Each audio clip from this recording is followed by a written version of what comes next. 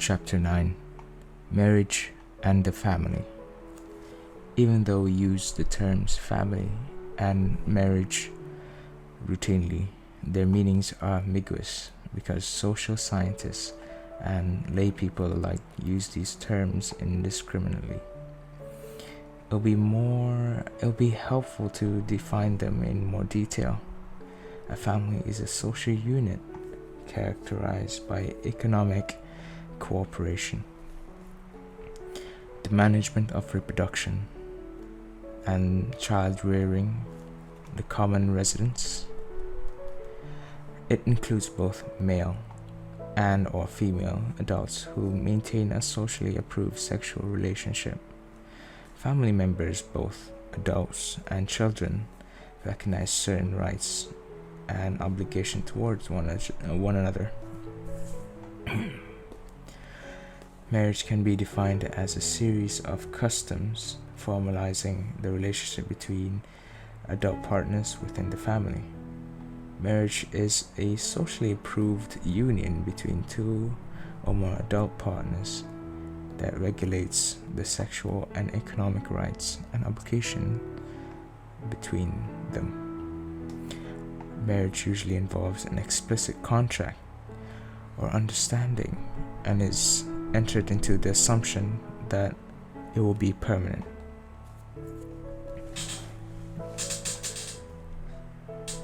Sexual union. Like any term, the definition of marriage often must be qualified. Marriage, according to our definition, is a socially legitimate sexual union. When two adults marry, it is implied that they are having a sexual relationship, or that the society permits them to have one, if they desire it. Although it is generally true, we should bear in mind that this social legitimacy is not absolute. There may be specified periods during which sexual relations with one spouse are taboo. Permanence.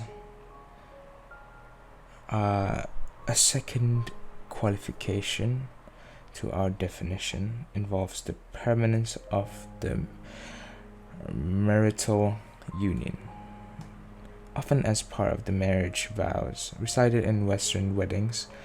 Spouses pledge to live together in matrimony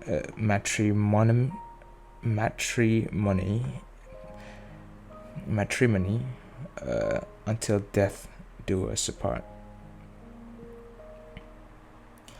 Even though it is difficult to ascertain a person's precise intentions or expectations when entering a marriage, an abundance of data suggests that the permanence of marriage varies widely, and in no societies do all marriages last until death.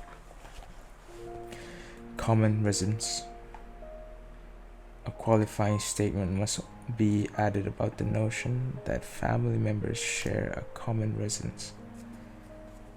Although family members usually do live together, there are some obvious definitional problems. Although family members usually do live together, there are some obvious definitional problems. If we define, for example, sharing a common residence as living under the same roof, a long list of exceptions can be cited. In Western society, dependent children sometimes live away from home at boarding schools and universities. Additionally, in this age of high-speed transportation and communication, it is possible for a married couple to live and work in two different cities and see each other only on weekends. This trend historically is found on a more global scale in African societies listed in George Murdoch's Ethnographic Atlas, 1967, and are characterized by wives and their children living in separate houses from the husbands. In some non-Western societies, adolescent boys live with their peers apart from their families. And in some cases, such as Nyakyusa, adolescent boys have not only their own homes, but they also have their own villages. In each of these examples, family membership and participation are not dependent on living under the same roof. Wilson, 1960. Marriage and the family functions. The functionalist school of anthropologists, presented by Brownislaw, Malinowski, and Alfred Redcliffe Brown, Chapter 4, sought to understand how the parts of a culture contribute to a well-being of the society. Following some of the early functionalist research, we can better understand how the formation of families through marriage serves several important functions for the societies in which they operate. One function is to create fairly stable relationships between men and women that regulate sexual mating and reproduction, because humans are continually sexually receptive, and in the absence of contraceptives, heterosexual intercourse often leads to reproduction. It is imperative that societies create and maintain unions that will regulate mating, reproduction, and child rearing in a socially approved manner. A second social function of marriage is to provide a mechanism for regulating the sexual division of labor that exists to some extent in all societies. For reasons that are biological and cultural, men in all societies perform some tasks and women perform others. To maximize the chances of survival, it is important for a society to arrange the exchange of goods and services between men and women. Heterosexual marriages usually bring about domestic relationships that facilitate the exchange of goods and services. Third, marriage creates family relationships that can provide for the material, educational, and emotional needs of children. Unlike most other animal species, human children depend on adults for the first decade or more of their lives for their nourishment, shelter, and protection. Moreover, human children require adults to provide the many years of cultural learning they need to develop into fully functioning members of society. Even though it is possible for children to be reared largely outside the family unit, as is done on the kibbutzim of Israel, in most societies, marriages create a set of family relationships that provide the material, educational, and emotional support children need for their maturation. Young children raising a family. In some families, young children have stepped into the picture to become young adults raising their younger brothers and sisters. In many African countries such as Nigeria, South Africa, Tanzania, Kenya, Uganda, and Ethiopia, each with more than 1 million children orphaned as a result of parents dying from AIDS, it is estimated that nearly 16 million children have been orphaned by AIDS, with more than 14 million residing in sub-Saharan Africa. The statistics are alarming in and of themselves and raise important questions about the continuity of their culture. For example, how will these children learn their cultural traditions? Who will show them how to farm, raise their livestock, or conduct the appropriate rites of passage with the loss of elders, parents, and grandparents?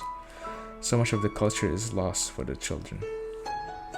Organizations such as UNICEF, SOS Children's Villages, AIDS Orphans, and Street Children, and the Global Fund to fight AIDS, tuberculosis, and malaria are raising funds and awareness to reduce the vulnerability of children orphaned as a result of AIDS. Such organizations also provide healthcare, antiviral treatment for HIV and AIDS, in addition to a safe environment for the children to grow into adults.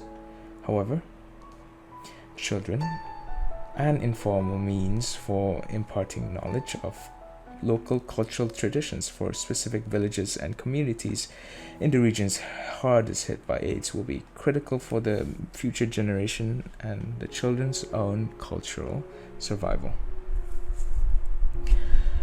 Applied anthropologists with specializations in local language and culture, the environment, livestock management, and ethnomedicine, and so on, can play an important role in assisting these children orphaned as a result of AIDS.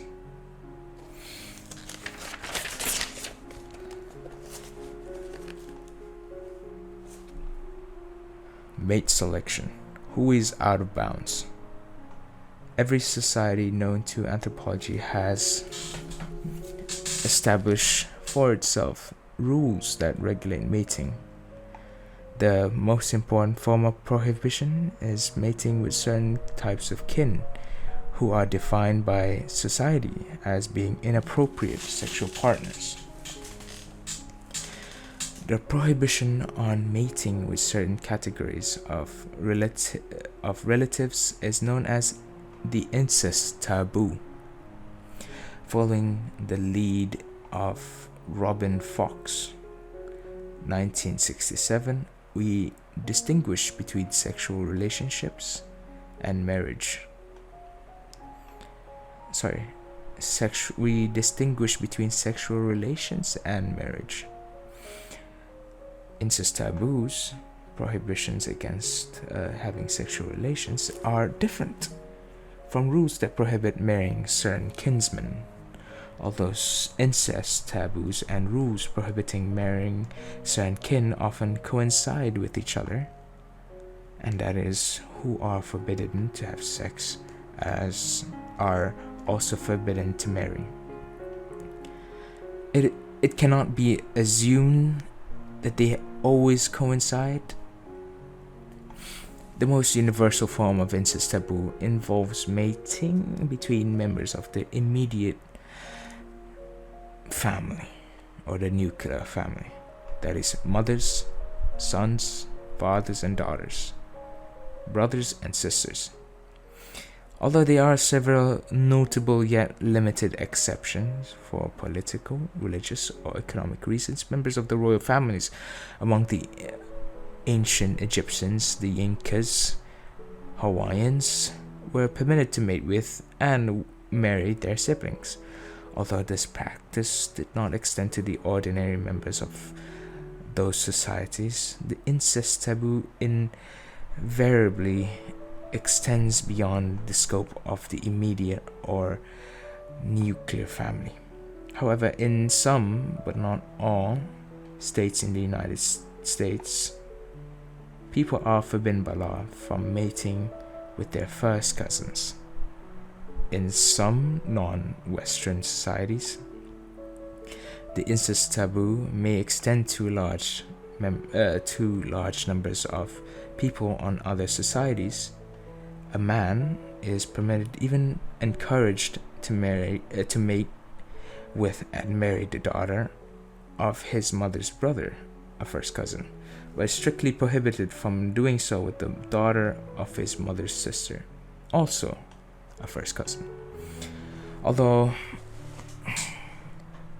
it seemed clear that every society has incest taboos, the relatives that make up the incestuous group vary from one society to another.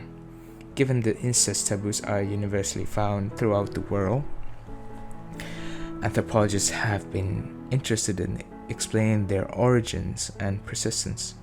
A number of possible explanations have been suggested. Inbreeding theory. A popular theory attempts to explain the existence of the incest taboo, focuses on the potentially harmful effects of inbreeding on the family. This inbreeding theory, proposed well before the introduction of the science of genetics, holds that mating between close kin who are likely to carry the same harmful recessive genes tend to produce a higher incidence of genetic defects, which result in an increased susceptibility to a disease and higher mortality rates. There is, however, little solid genetic evidence to support this view. What we know is that inbreeding, which occurs in human populations that have strong incest taboos, has positive genetic consequences.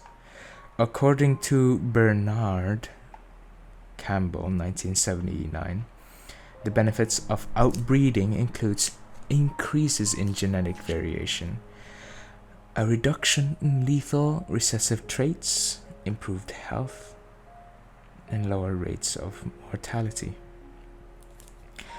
This inbreeding theory has no doubt led to numerous state laws preventing or prohibiting cousin marriage in the United States.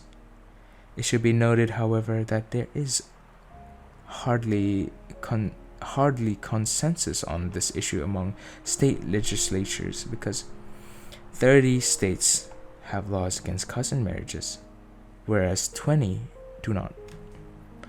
Moreover, no European nation prohibits cousin marriage.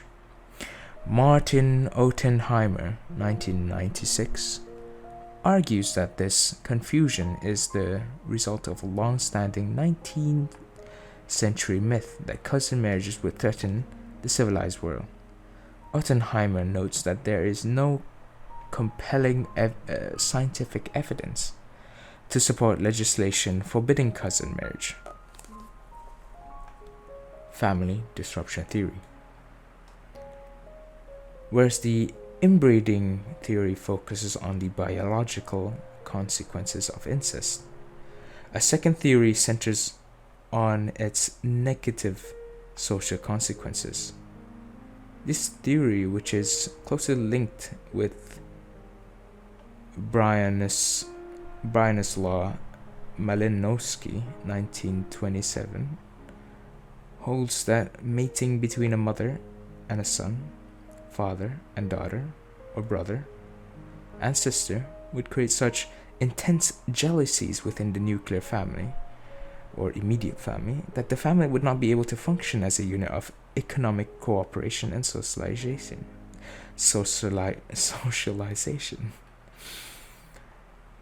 For example, if adolescents were permitted to satisfy their sexual urges within the nuclear family unit or immediate family unit, fathers and sons and mothers and daughters would be competing with one another, and consequently normal family role relationships would be seriously disrupted. The incest taboo, according to this theory, originates as a mechanism to repress the desire to satisfy one's sexual urges within the nuclear family. In addition to causing disruption among nuclear family members through sexual competition, incest creates the social problem of role ambiguity. The social problem of role ambiguity. For example, if a child is born from the union of a mother and her son and the child's father,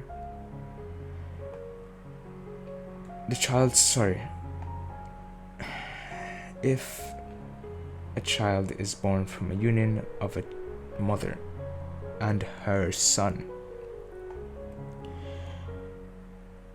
the child's father would be the child's half-brother. The child's mother will also be the child's grandmother, and the child's half-sister will be the child's aunt. These are not just some of the bizarre role combinations created by such an incestuous union, because different family roles such as brother and father carry with them vastly different rights, obligations, and behavioral expectations. The child will have great difficulty deciding how to behave toward immediate family members. Does the child treat the mate who biologically fathered him or her as a father or as a brother? How does the child deal with the woman from whose womb he or she sprung, as a mother or as a grandmother? Thus, the incest taboo can be viewed as a mechanism that prevents this type of role ambiguity or confusion. Theory of expanding social alliances. Incest avoidance can be explained in terms of positive social advantages for societies that practice it. By forcing people to marry out of their immediate family, the incest taboo functions to create a wider network of inter-family alliances, thereby enhancing cooperation, social cohesion, and survival.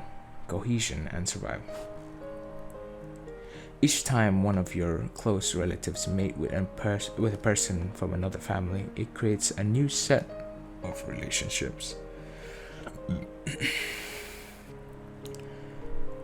Each time one of your close relatives mate with a person from another family, it creates a new set of relationships with people toward whom your family is less likely to become hostile.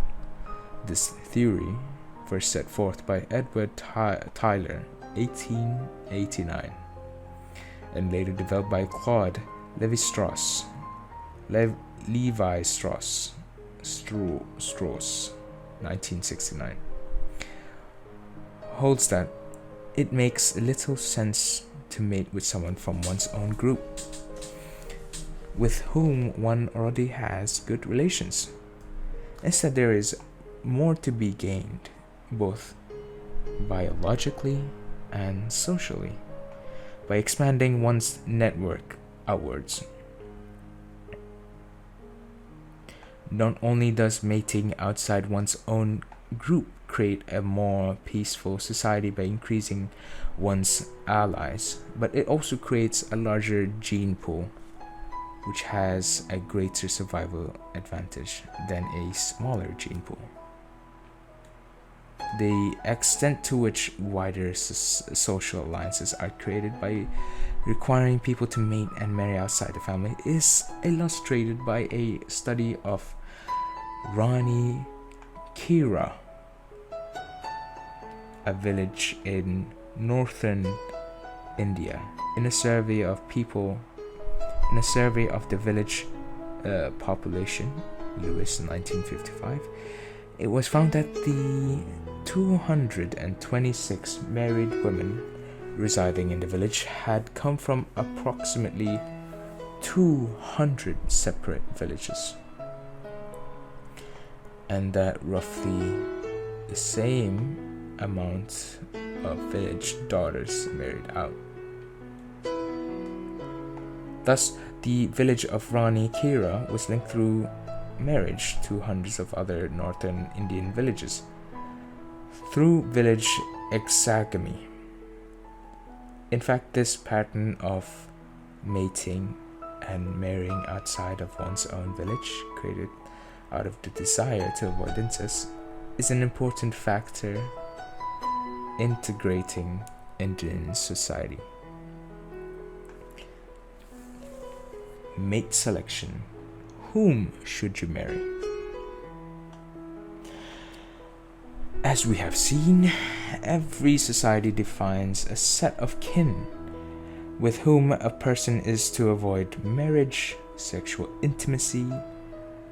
In no society is it permissible to mate with one's parents or siblings, that is, within the nuclear family, and in most cases the restricted group of kin is considerably wide. Beyond this notion of incest, people in all societies are faced with rules either restricting their choice of marriage partners or strongly encouraging the selection of certain people as highly desired mates. These are rules of exogamy, which means marrying outside of a certain group, and endogamy, marrying within a certain group. Rules of exogamy. Because of the universality of the incest taboo, all societies have rules about marrying outside a certain group of kin. These are known as rules of exogamy. In societies such as the United States and Canada, the exogamous group extends only slightly beyond the nuclear family.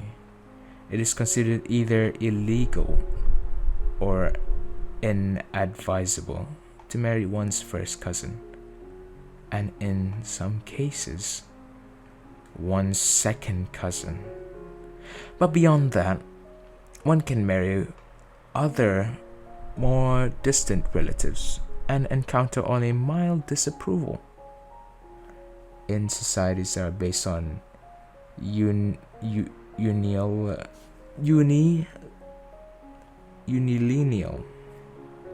descent groups, however, the exogamous group is usually the lineage, which can include hundreds of people, or even the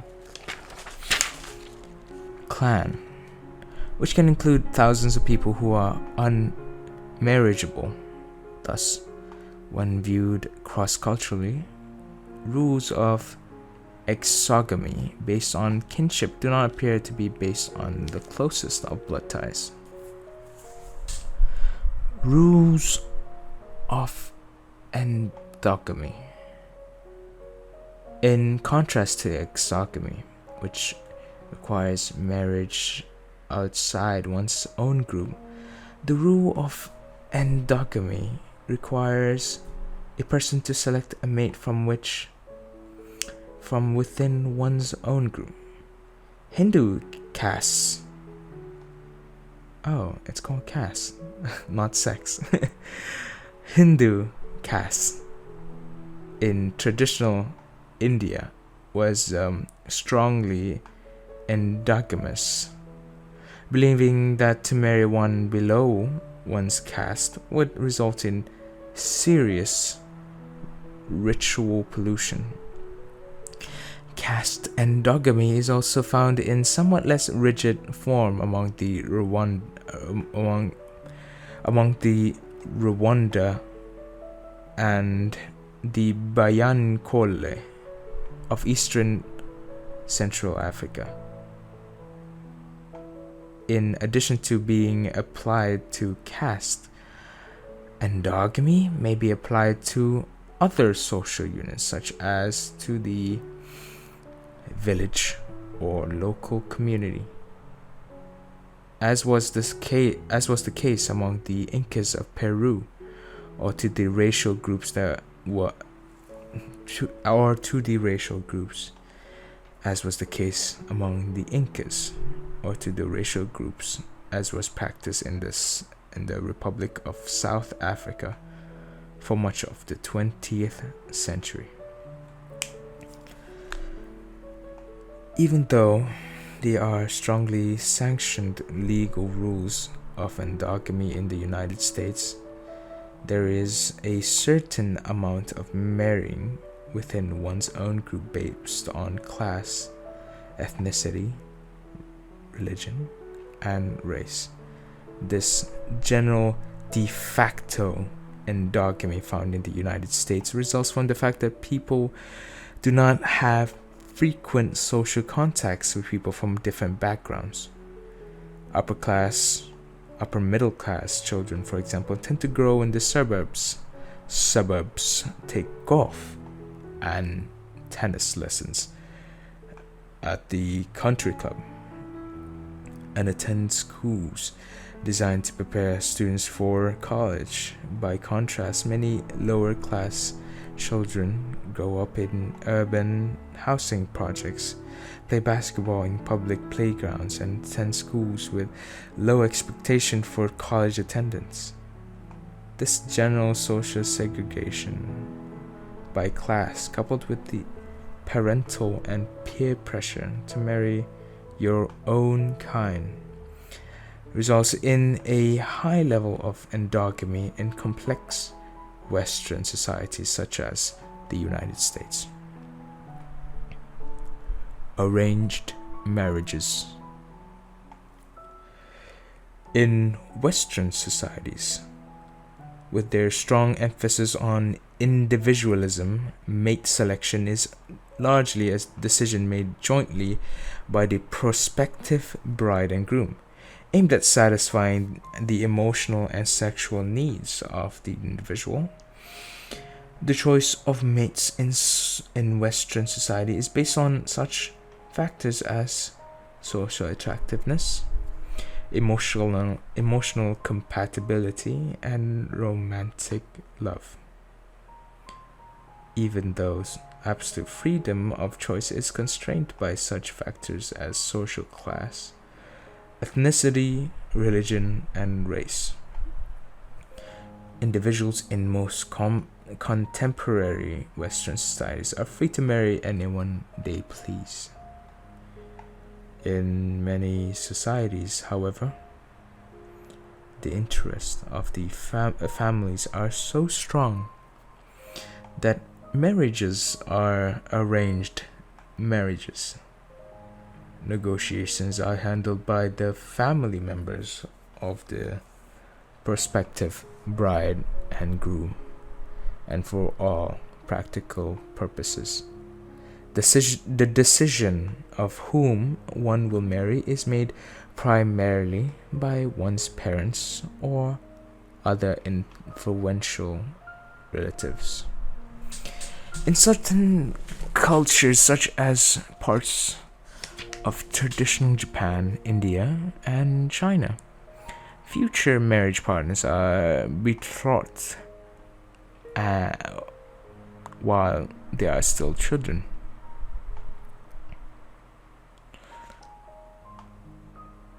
While they are still children. In one extreme example, the Tiwi of North Australia, females are betrothed or promised. Am I pronouncing it right?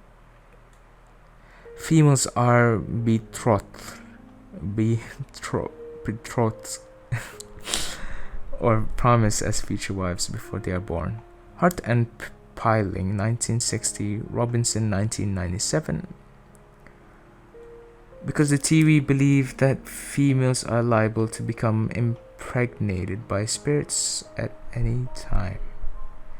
The only sensible precaution against unmarried mothers is to betroth female babies before birth, or as soon as they are born.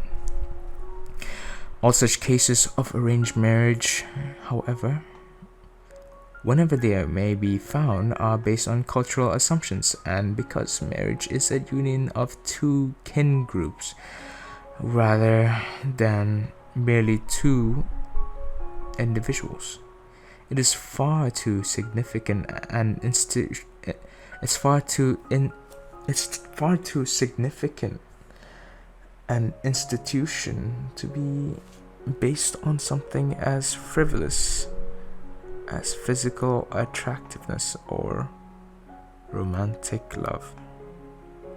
Arranged marriages are often found in societies that have elaborate social hierarchies. Perhaps the best example is Hindu India. Indeed, maintaining the caste system in India depends largely on the system of arranged marriages. Indian arranged marriages are further reinforced by other traditional Indian values and beliefs. Fathers, it was traditionally held, sinned if they failed to marry off their daughters before puberty. Both parents in India shared the common belief that they were responsible for any sin the daughter might commit because of a late marriage. For centuries, Hindu society has viewed females as lustful beings who tempt males with their sexual favors. Thus, a girl had to be married at an early age to protect both herself and the men who might become sinners. And if girls were to become brides before reaching adolescence, they could hardly be trusted to select their own husband. Prompted by this belief, it is in certain parts of India, girls marry at a young age.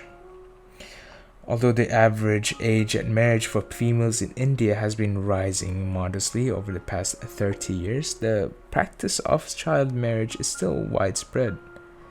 According to the Population Reference Bureau, the World's Women and Girls 2011 data sheet, 47% of India's women aged 20 to 24 were married before the legal age of 18, with an even higher rate, 56%, in rural areas.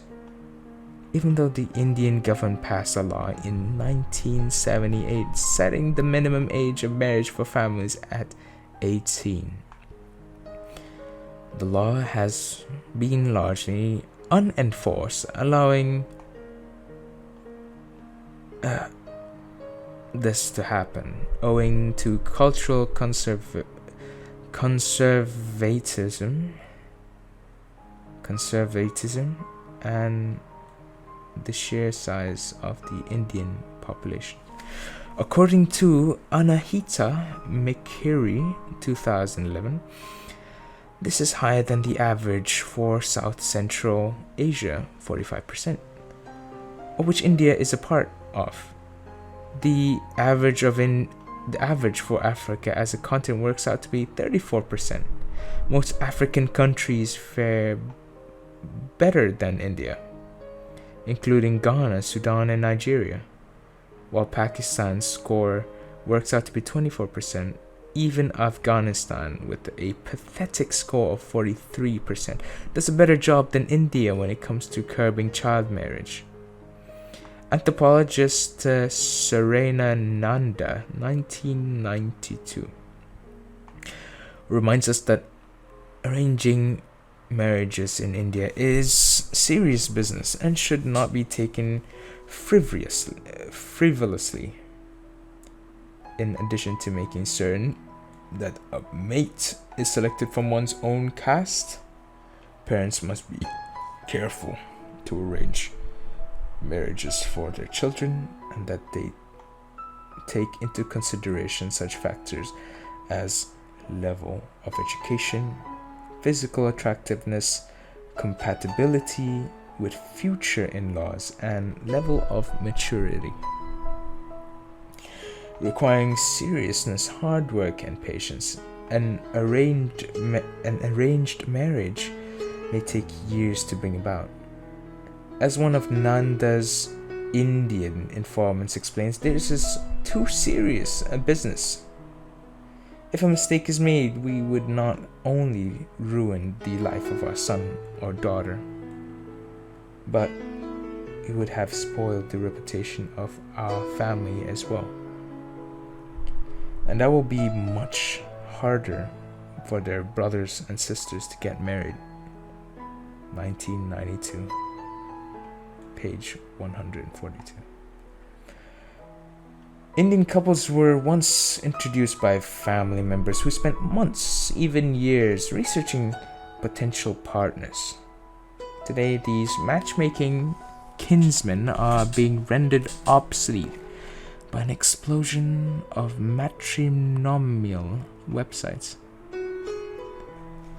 Would-be brides and grooms from India, as well as Indians living abroad, can go to these websites with URLs such as asianmatches.com, suitablematch.com, and matrimonials.com, where they can search for the ideal partner according to the language, religion, caste, level of education, occupation, and even height.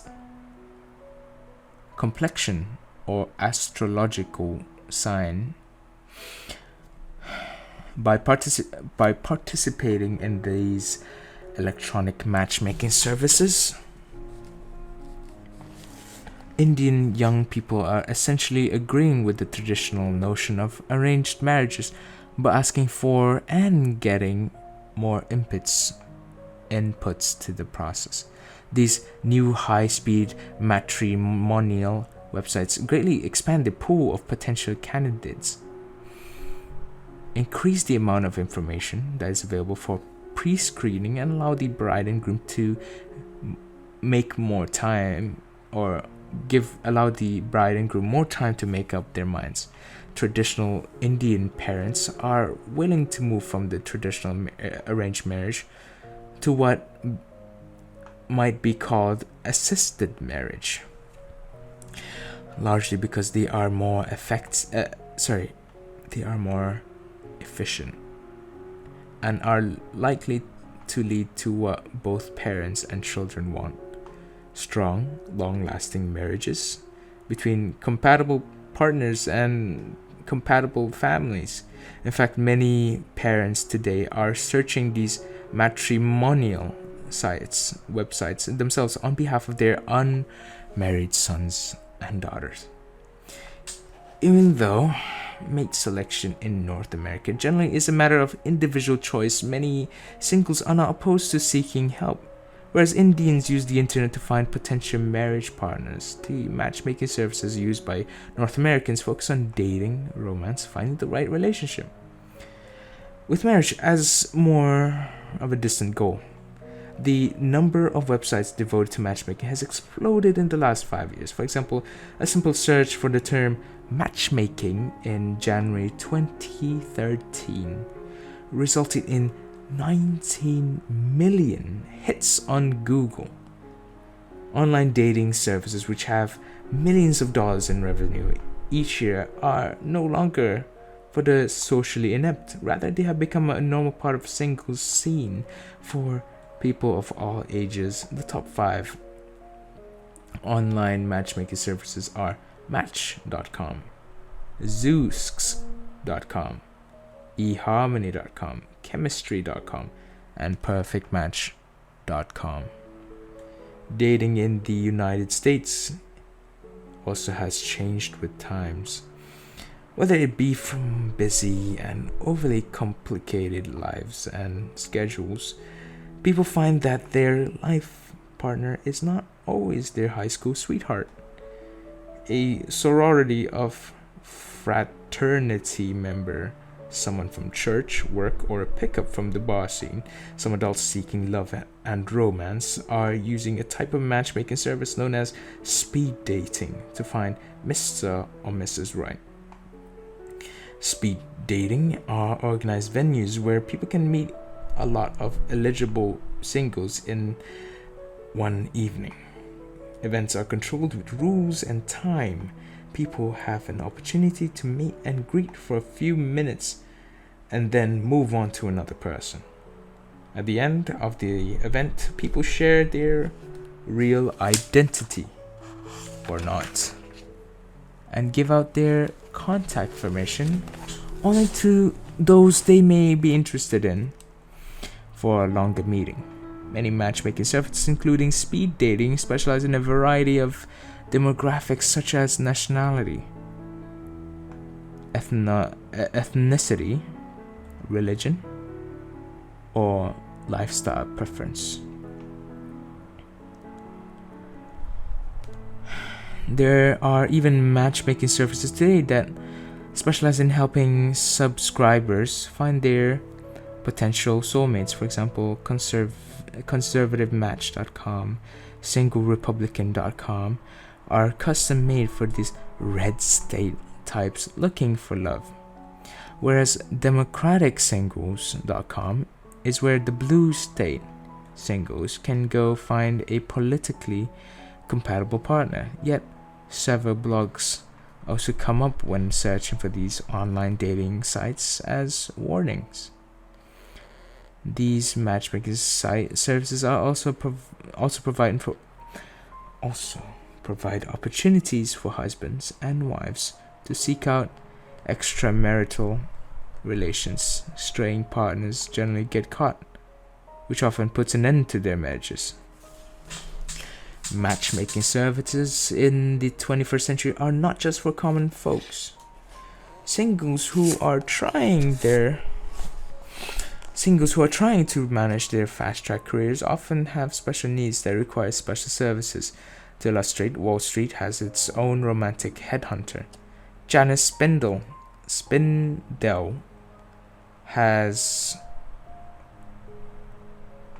Janice Spindle, who for a fee of $100,000 offers wealthy male clients a dozen of dates over the course of a year.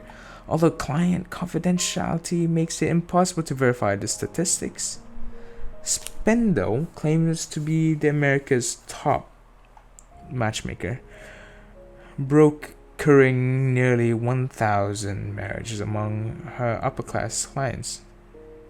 Such matchmaking at the elite level is found all over the world. A simple Google search reveals quite a bit on alternative dating and marriage practices. All of these recent matchmaking services, both electronic and more personal, are noticeably different from the traditional forms of matchmaking, which were largely in the hands of family members. Nevertheless, these new mechanisms for arranging marriages fit in nicely with the pressures of the modern world. Young people, particularly those trying to manage their careers, simply do not have the time or are not interested in cruising single bars in hopes of finding Mr. or Mrs. Right. In some countries, matchmaking or at least facilitating marriage for young adults is becoming the business of the government. For example, Singapore is concerned about its low birth rate, which was at 1.2 in 2011 and well below the placement of 2.0 for the country. They attribute the trend of the best educated professions postponing marriage until their careers are established. The government of Singapore has sponsoring love seminars at several of its technical institutes, as well as supporting popular rap music to spark a new national campaign to encourage baby making. Singapore is well known for its many public programs of social engineering, including campaigns to discourage being rude, littering, speaking improper English, and chewing gum. Encouraging matchmaking websites such as SingaporeLovelinks.com as a premier dating site for young couples. It is the government's latest attempt at societal improvement designed to boost the birth rate by encouraging young professionals to date, fall in love, marry, and have children in their careers than in this case today. It remains to be seen whether this latest attempt to boost the birth rate in Singapore will be any more successful than previous failed government-sponsored programs of wine tasting, tea dances, cooking classes, cruises, and screening of romantic movies.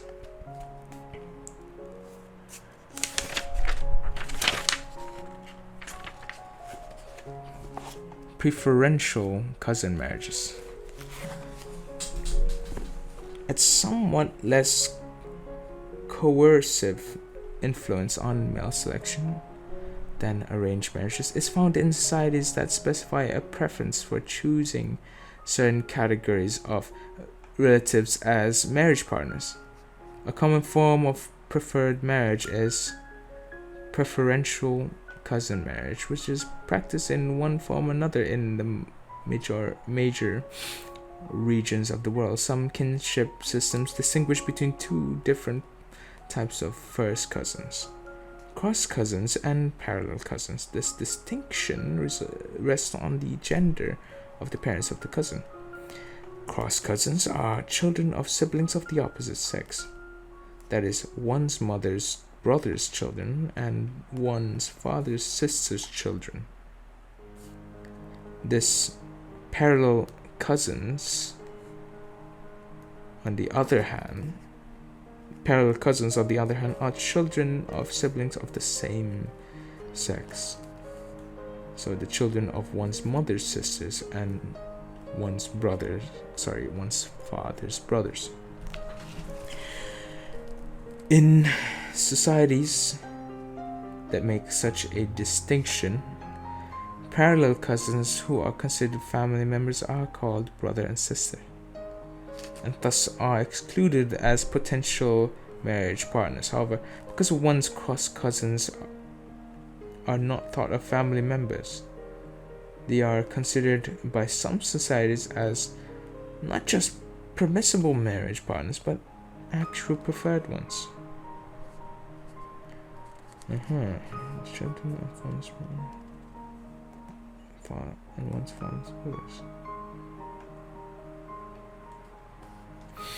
The most common form of preferential cousin marriages is between cross cousins, because such a union strengthens and maintains the ties between kins.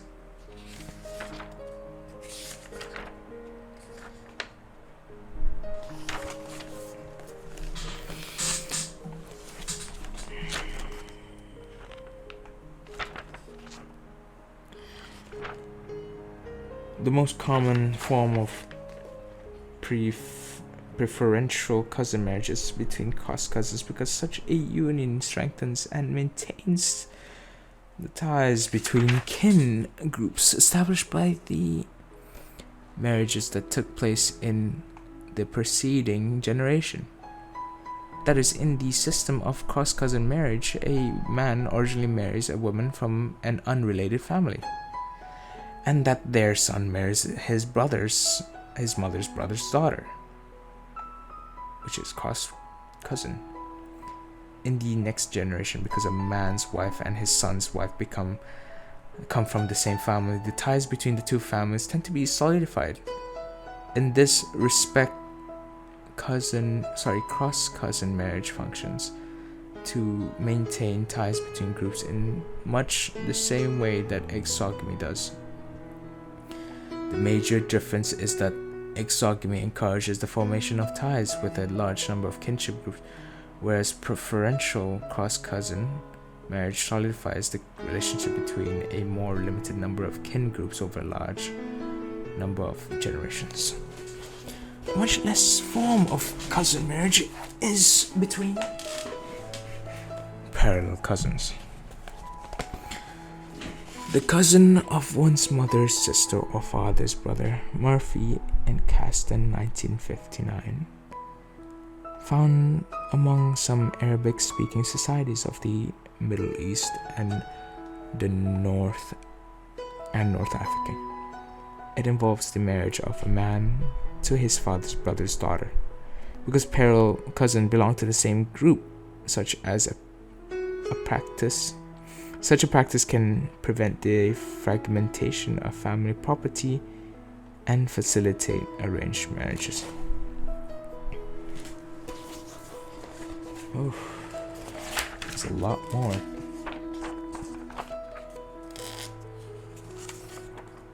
The levirate and sororate. Individual choice also tends to be limited by another form of mate selection.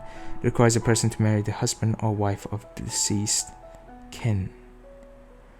The levirate is the custom whereby a widow is expected to marry the brother or some close male relative of her dead husband.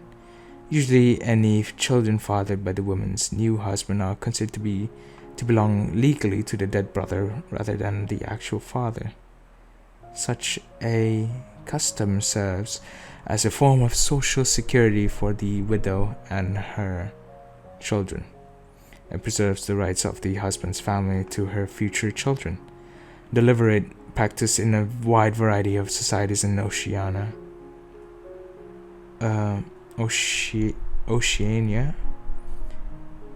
Asia, Africa, and India, is closely associated with placing high value on having male heirs.